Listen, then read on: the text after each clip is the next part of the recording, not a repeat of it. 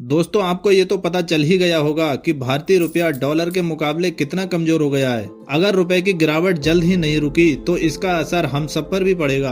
आप अक्सर ही सुनते होंगे कि रुपया कमजोर हो गया है या मजबूत हुआ है। क्या आप जानते हैं कि इसका मतलब क्या है? अगर रुपया कमजोर हुआ है तो क्या इससे आपको नुकसान होगा, या अगर रुपया मजबूत हुआ है तो क्या आपको फायदा होगा? ये सारे सवालों के जवाब बिल्कुल आसान तरीके से आपको इस वीडियो में जानने को मिलेंगे, और इस वीडियो के आखिर में आप ये जान जाएंगे कि ये कौन सी ताकतें हैं जो रुपए को कमजोर या मजबूत करती हैं। तो जानने के लिए बने रहिए हमारे साथ। चलिए शुरू करते हैं। आइए जानते हैं रुपया कमजोर या मजबूत कैसे होता है। दोस्तों, रुपए की कीमत पूरी तरह इसकी मांग और आपूर्ति पर डिपेंड करती है। किस देश ने कितना माल दूसरे देश से खरीदा और कितना माल दूसरे देश को बेचा, इसका सीधा असर उस देश की करेंसी पर पड़ता है। दरअसल हर देश के पास दूसरे देशों की करेंसी इकट्ठी रखी होती है। उसी करेंसी से सारे देश आपस में लेन देन करते हैं, जिसे दूसरे शब्दों में विदेशी मुद्रा भंडार भी कहा जाता है। भारत में समय समय पर इसके आंकड़े रिजर्व बैंक की तरफ से जारी होते रहते हैं। इसी के घटने और बढ़ने से ही हमारे देश के रुपए पर असर पड़ता है। ये तो आप जानते ही हैं, अमेरिकी डॉलर को ग्लोबल करेंसी का रुतबा हासिल है। दोस्तों, अमेरिकी डॉलर को ग्लोबल करेंसी इसलिए माना जाता है क्योंकि दुनिया के अधिकतर देश अंतर्राष्ट्रीय कारोबार में इसी का इस्तेमाल करते हैं। और तो और अमेरिकी डॉलर ज्यादातर देशों में मान्य भी है। इसका मतलब ये है कि दुनिया की ज्यादातर चीजों की कीमत डॉलर में ही चुकाई जाती है। यही वजह है कि डॉलर के मुकाबले रुपए की कीमत से पता चलता है कि भारतीय रुपया मजबूत है या कमजोर।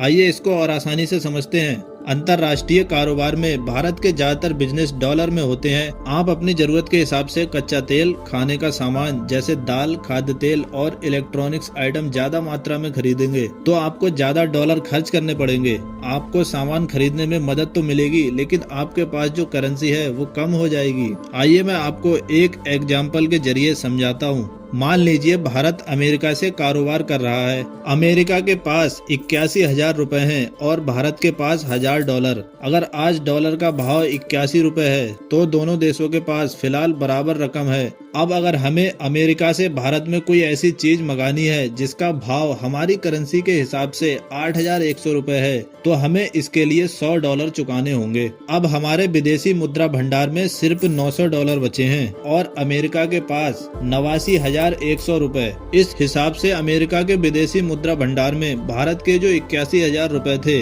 वो तो है ही, लेकिन भारत के विदेशी मुद्रा भंडार में पड़े $100 भी उसके पास पहुंच गए। अगर भारत इतनी ही राशि यानी $100 का सामान अमेरिका को दे देगा तो उसकी स्थिति ठीक हो जाएगी। यही स्थिति जब बड़े पैमाने पर होती है तो हमारे विदेशी मुद्रा भंडार में मौजूद करेंसी में कमजोरी आ जाती है। यही वजह है अगर हम इस समय अंतर्राष्ट्रीय बाजार से डॉलर खरीदना चाहते हैं तो हमें उसके लिए और ज्यादा रुपए खर्च करने पड़ते हैं। इस समस्या से निपटने के लिए देश का केंद्रीय बैंक RBI अपने भंडार और विदेश से खरीदकर बाजार में डॉलर की कमी को खत्म करने का काम करता है। आइए दोस्तों जानते हैं कि डॉलर की कीमत बढ़ने से हमारी जिंदगी पर क्या असर पड़ता है।